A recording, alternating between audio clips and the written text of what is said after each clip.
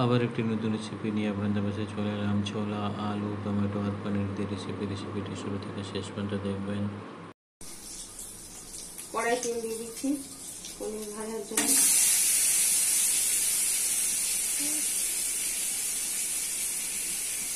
পনির ভাজা হয়ে গেছে, দিচ্ছি আলু লাল করার জন্য, দিচ্ছি সয়াবিন অয়েল,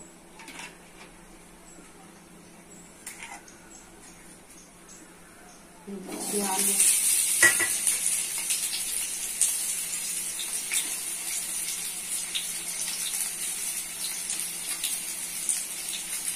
দিচ্ছি একটু হলুদ গুঁড়ো, লবণ। আলু লাল হয়ে গেছে, তুলে দিচ্ছি। গরম হয়ে গেছে, দিচ্ছি পেঁয়াজ কুচি। লাল হয়ে গেছে, দিচ্ছি আদা রসুন বাটা। ভালো করে আদা রসুন বাটাটা ভেজে নেব।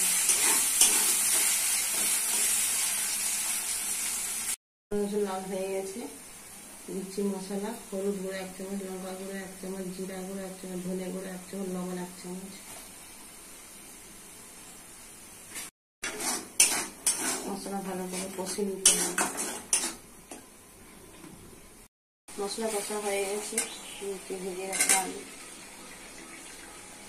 আলুর সাথে মশলা ভালো কষে কষে রান্না করে নিতে হবে।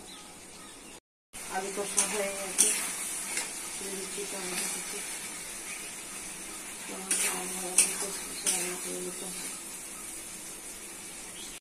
আলু টমেটো কষা হয়ে গেছে, দিচ্ছি ছোলা। ভালো করে কষে কষে রান্না করে নিতে হবে।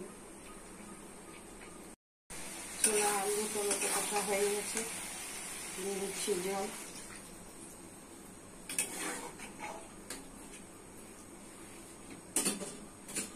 দিচ্ছি ভেজে রাখা পনির, দিচ্ছি গরম মশলা। হয়ে গেলে নামিয়ে দেখাচ্ছি।